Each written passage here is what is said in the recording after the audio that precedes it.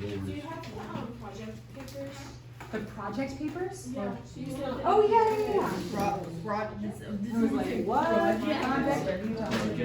There's no say project. Everything else is on here, but I can't remember if I published it yet. Is it a related project that we all have to do? Just want to be proud of me. What do you mean? Be proud of me. I got 100 and I showed all of my work. That's just, it has a front and a back, by the way.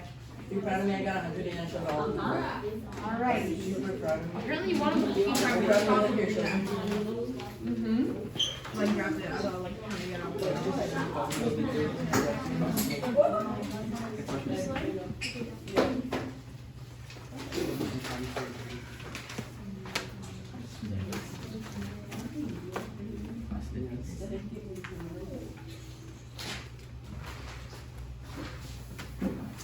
Sorry for the delay. I was just writing down some names, writing tally marks. I'd be very, very careful, or some people's parents are going to get a message home. So, I'm ready for your questions. Faith.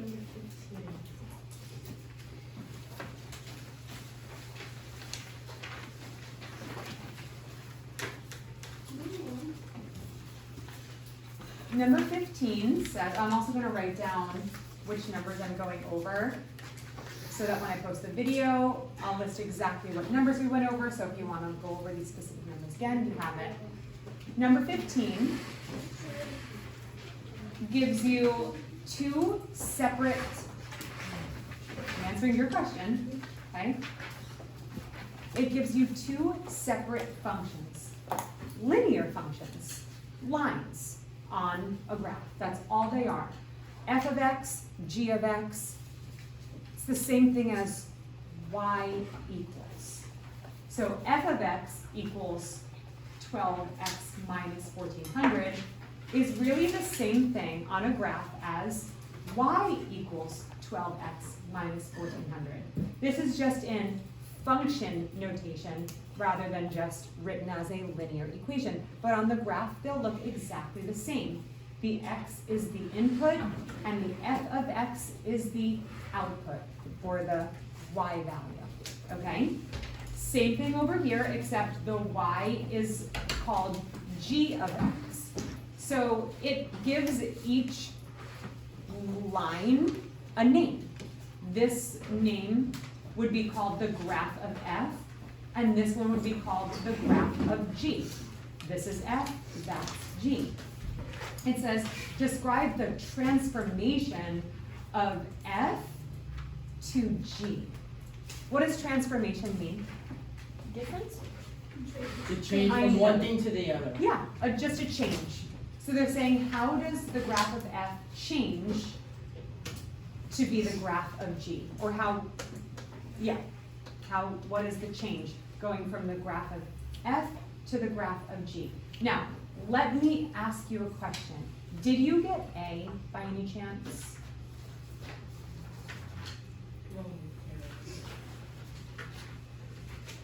I got D. You got D. What, did you just guess, or like how did you get that?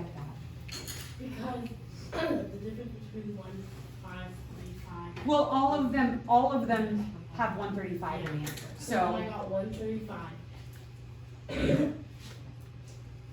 And then since we start on the, I don't know how to explain it. I have the notes for it, but I don't know. Okay, I'm just curious because I want to help you fix what you did so that you don't make the same mistake. So I was just trying to figure out what your thinking was.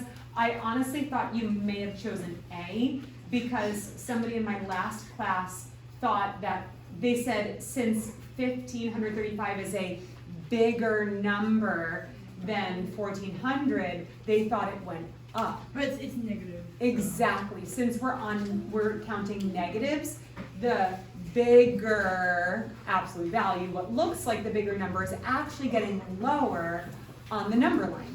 And what number line are we talking about here if we're looking at y-intercepts? So, like, What is the number line on on a coordinate plane that has to do with y-intercepts? Y The y, line. yeah, the y-axis. Very good. So the only difference between this function and this function is the y-intercept. Because look, the slope is exactly the same. Means those lines are, Different. Parallel. who said that? Who said parallel? Thank you. Ready? Sorry. All right, it means if the slopes are the same and the y-intercepts are different, it means those lines are parallel. So the only difference between the lines is where they intersect the y-axis. And in this case, it's going down 135 units. Does that make sense? Okay, next question. Yeah. Did you already do 27? You might have. Oh, it's okay if I've done it in different classes. It's like a fresh start in each class. Oh, Yeah. okay. I just put them on YouTube just in case we go through all your guys' questions and then somebody's like, wait, I actually have a question on number 6. And I did it in another class. So did you say number 27? You can automatically rule out. Hold on. If she has a question, probably a couple of people do. So I got it. It's only because like with the greater than and less than is equal, like those kinds of signs. So when Sorry, Emily. I'm just. Go ahead. Sorry. when you're facing the when the y is greater than the whatever Yeah. things are, I don't know if it goes on top or the bottom, like the shape. Greater than. Think of it this way. Greater than. Higher. That's what I thought, but then I started second guessing myself. Don't. Okay. Because it's correct. Sometimes the answers aren't very logical, and I'm like, oh, you have to think the opposite way, you know. But this one is very logical. If it's greater than, you're looking at the numbers that are greater than. Like if it says greater than, it is greater than the line, higher than the line. Okay. And then both A and C are shaded above the line, but we know that it's not a solid line because there's no or equal to sign here, so that would make it a dashed line. Choice C. Okay. Next question. Yes. 7?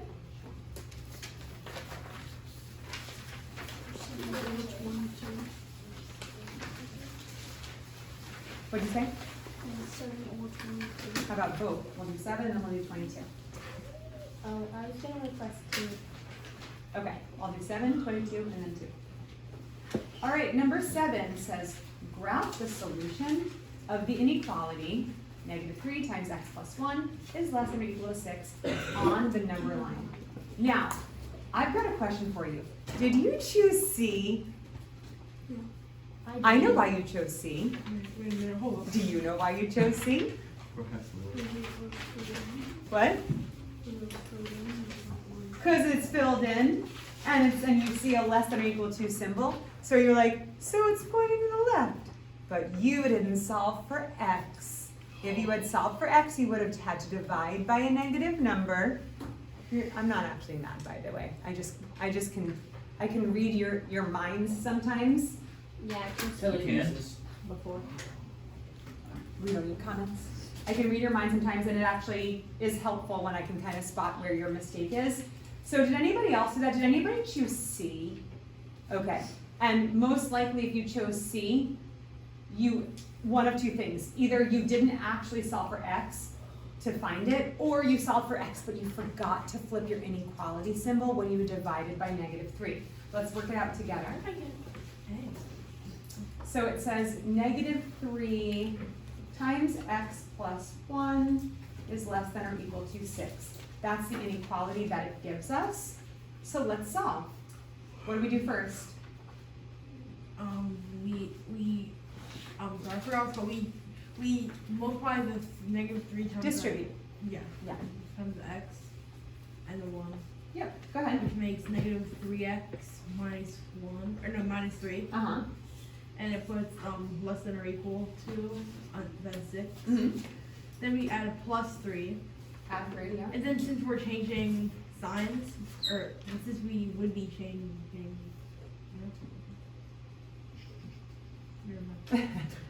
so it's 9 now. Okay, what do I write? -3x equals, Nope. or sorry, not equals, greater than or Less. equal, or less than or equal to, and they put the 9, Okay, and then we divide the -3. divide by -3, Then and we it's do- this, dividing by -3. Oh yeah, since we're divided by That negatives, causes which this to do flippies, so it'll be a greater than or equal to sign. And we have x is greater than or equal to -3. So the -3 part isn't really what we had to solve for because they're all -3 on the answer choices. But it's so important to know that your ending inequality, your final inequality is gonna say x is greater than or equal to -3. So we have a solid line since we do have an or equal to sign, but then it flipped to a greater than, so the arrow will be pointing to all the numbers that are greater than or higher than. Yes, Natalie? Do you only flip the sign when you're divided by a negative? Yes, that's the only time. Okay, I don't need 22 now. You don't? Nope. Okay, so we'll go to number 2.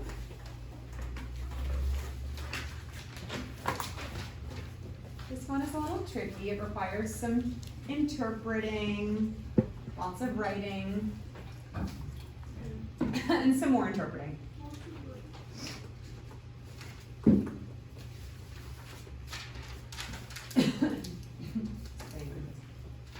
Thing right here. Okay.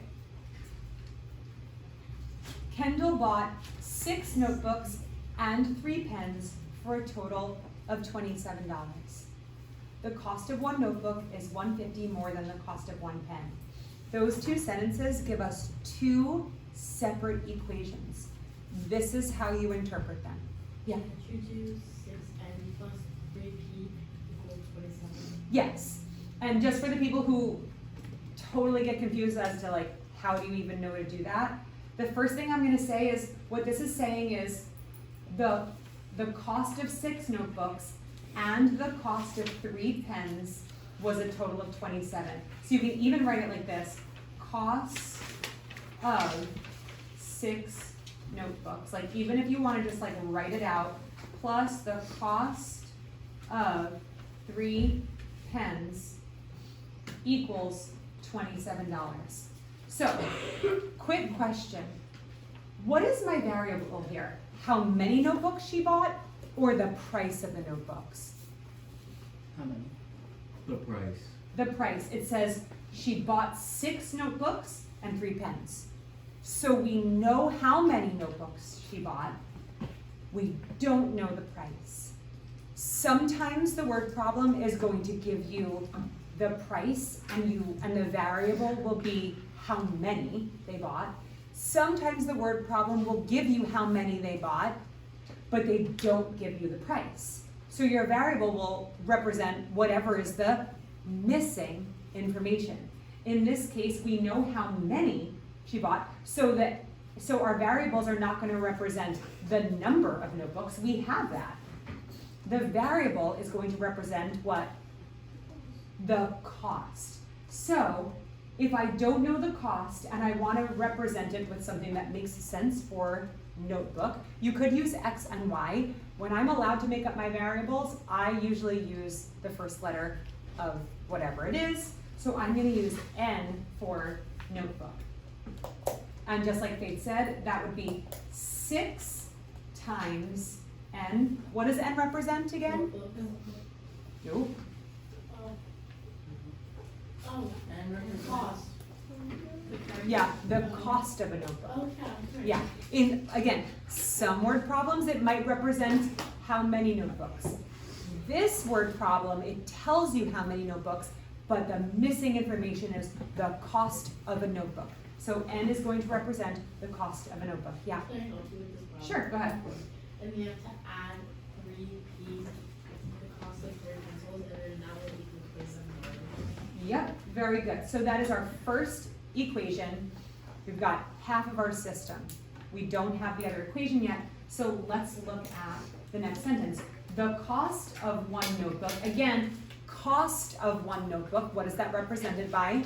And N. Again, we don't know the cost, but it does give us a hint. It doesn't tell us what the dollar amount is, but it gives us a hint. It says, gives it to us in like a riddle, okay? It's like, I can't tell you what it costs, but I can tell you that it's what a pen is plus 150, or it's 150 more than a pen. So we can write that literally. The cost of a notebook is means, is Addition. means Addition, subtraction, multiplication, division. equal, or equals.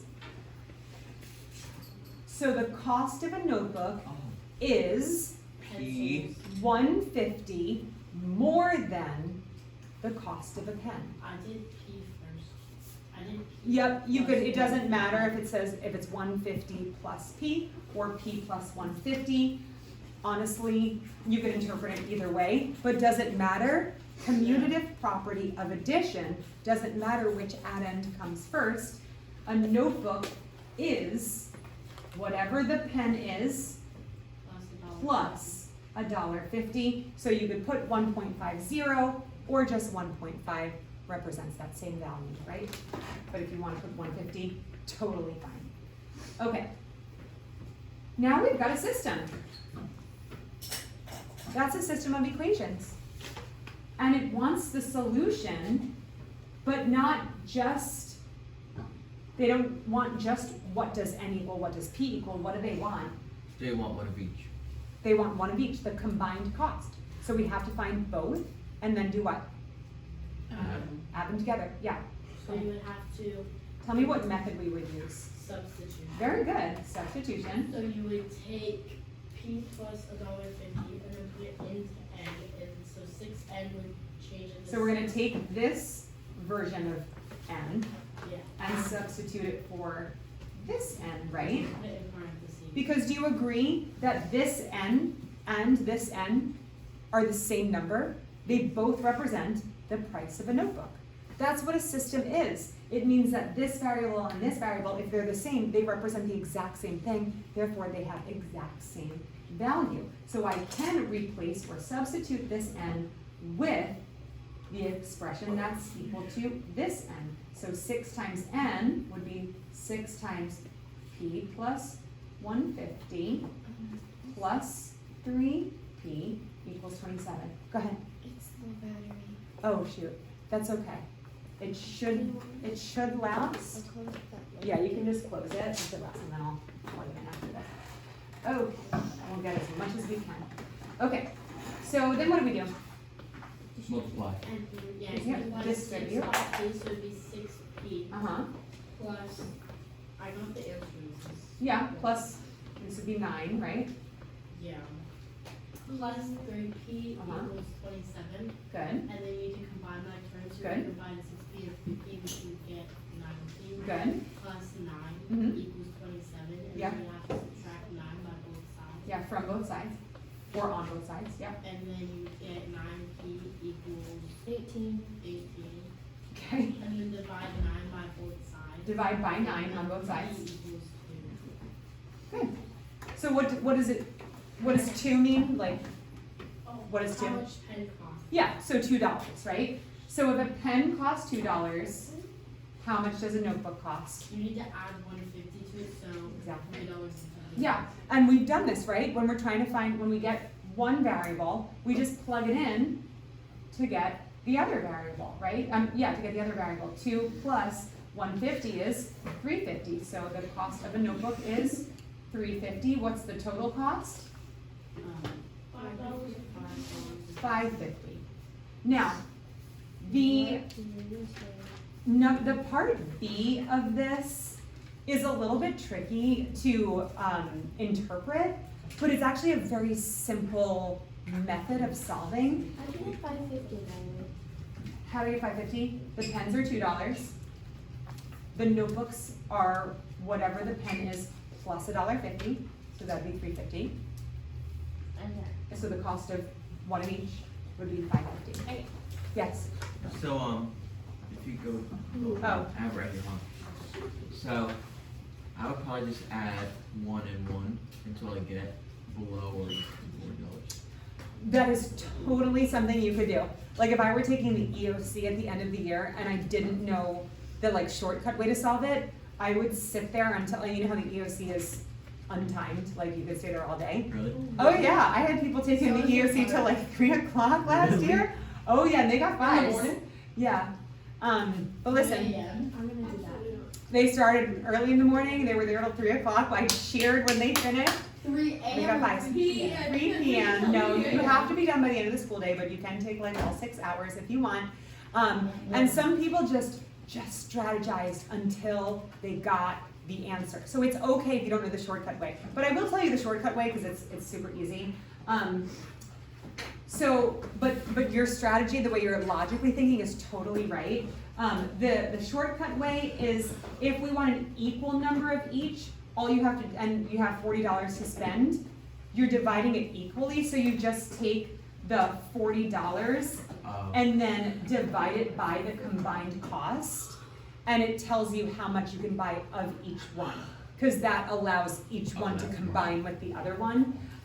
Now what happens is when you divide, I'll show you here, when you divide 40 by 550, you'll see this wacky number here. And that just means that, because it says what's the maximum number they could buy, she could buy of each. Oh, you can't. Yeah, you can't buy 7.27 of an item. I mean, But you can buy, no, you can't, they won't sell that to If you. it was a snack. They won't start breaking pens into fractional pieces, right? So they'll say, you can spend your money and you can buy 7 of each, and then you'll have a little bit of change, right? So 7 would be the 7 of each would be the maximum number. That'd be funny. Imagine that each got a brain of oats, and it's like, She'd be like, oh, I can only afford 2/3 of this. Oh, I Can got you. please get here's Yeah. two, here's 2/3 of a pen. All right, next question, oh, 4. number 4. Yeah. Okay. For number 4, this is another tricky one because absolute value kind of changes the game. Let me ask you guys a question. Did anybody make the mistake of trying to distribute the 2, Yeah. the x, and the 7? Yes. A lot of people are making that mistake. I'm just gonna write this down. 2 times. Okay. So, you are not allowed to distribute to an absolute value expression. Just not allowed. Because 2 isn't being multiplied times x plus 7. It's being multiplied of whatever the absolute value of x plus 7 is. Do you understand what I mean? So you can't distribute the 2 until you find the absolute value, which means you can't distribute the 2, because we can't find the absolute value of x plus 7 if we don't know what x is. It's a whole, like, mind game. You can't distribute. What? So like, if you can't distribute, like, isn't it 2 like solutions to this? There are 2 solutions, yes, because absolute value equations usually have 2 solutions. So if we can't distribute, we can still try to solve for x, right? So let's just start breaking it down, yeah. Just tell me, yeah. Oh, so you add 6 to this on both sides of Yep. plus 6 and then equals 2, and then line x plus 7 line equals 6. Okay. And then you divide the 2. Yeah, divide by 2 on both sides, very good. I wanna pause on that for a second. So notice how we can't distribute the 2, but we can undo the multiplication algebraically. If we're solving for x, and this is being the absolute value of this is being multiplied by 2, divide by 2. So the 2 goes bye-bye on this side, So okay? now I think So now we about- have the absolute value of x plus 7 equals 3. And What's then- the last thing we have to do? Yeah. So we draw little arrows that go this way, and then Okay. we do x plus 7 equals. So we would call that I forgot breaking what it it's into called. Breaking it 2 into separate equations. And one side equals is x plus 7 equals 3, and the other side x plus 3 equals -3. No, x plus 7 X plus equals 7, sorry. -3. So just to explain, you set it equal to the positive version and the negative version. So, And that will give you both values of x that make this equation true, okay? and then you do, for x plus 7 equals 3, you subtract the 7 on both sides, and it's 7, and then it equals x equals -4. And for the other side, you subtract by 7 with the -3, and it equals x equals -10. Very So good. the answer is D, x equals -4 and -10. Mhm. But Boom. Like, and they will both work in that equation. And guys, if you were taking the EOC or this test, and you forget all of this, take your answer choices, plug them both, whatever both answer choices are, plug them into the equation. Don't distribute, you'll mess it up. Plug it into the equation and see which answer choice is true. Well, yeah, Yeah. yes. Yeah. Faith, I thought you were down, then you said C instead of D. this? Yeah, I scribbled in D. Did I really? Did I say 4 is C? Yeah, you said No, C. you said 4 was D. No, I heard almost C. swore you I- said you You said- weren't listening. Get out of here. This is like, I heard C for Just sure. go. We don't need any sign language across the room. Yes, Carmine? what are those like really weird signs after for A and B? Okay, so this is just a quicker way of writing +4, comma, -4. Oh. It's just basically saying the positive version of 4 and the negative version of 4. Kind of like a cross. Same thing, yeah. Same thing for 10. They can't do it to these because it's different numbers, so they'd have to actually They can't. write them out. Yeah. Yeah, They can't be so if lazy. you, yeah. Next question. Number 0. Jan. Wakey wakey, Vincent. Next question. Number 0. 21. Oh shoot, I wasn't recording, like, I wasn't writing down which ones we've done. That one's number We did 4. 27. We did 15, 27, and then we did 2. 7 and 2. 7, and then 2, and then 4. And now we're doing 21? Okay. And this will be our last one for today. Wakey wakey, wakey wakey, wakey.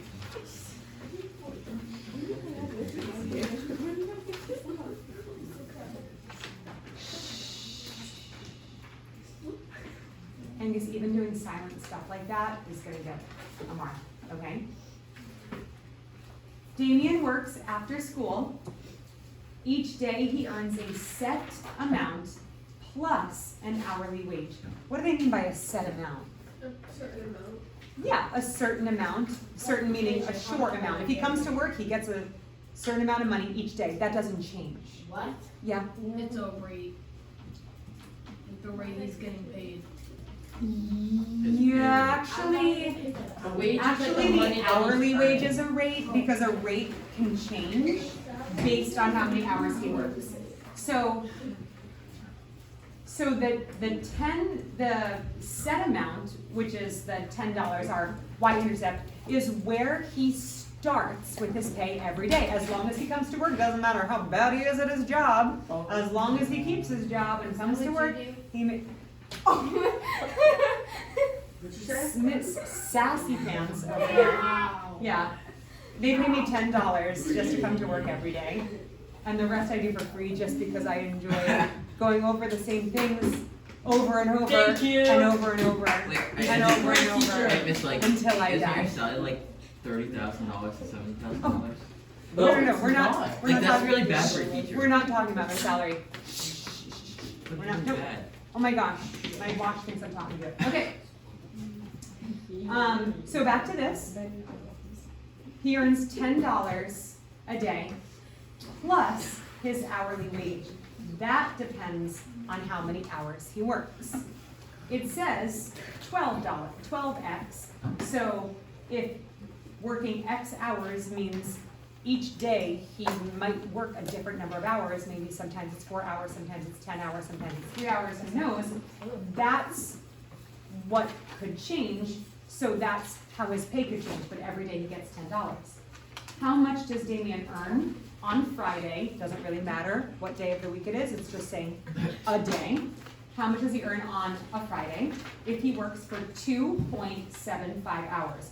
First of all, that'd be a nice job if all you have to do is work for 2.75 hours. But all you have to do is take this function, and you know that he's gonna start with $10 just for coming into work, and then he's gonna make he's gonna make $12 2.75 times. So we're just gonna take this function and plug in our hours, yep. So the function of x, which means how much he makes, is 12x plus 10. He works for 2.75 hours, we plug that in for x, and we get the function of x equals 12 times 2.75 plus 10. So this is his rate times how many hours he works, which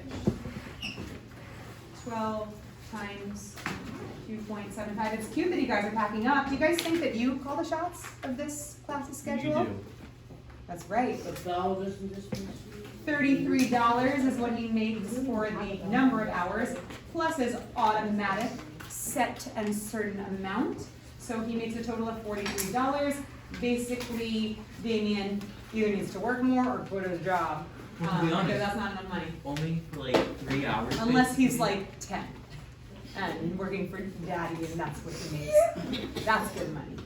So that's enough for today. I will post this.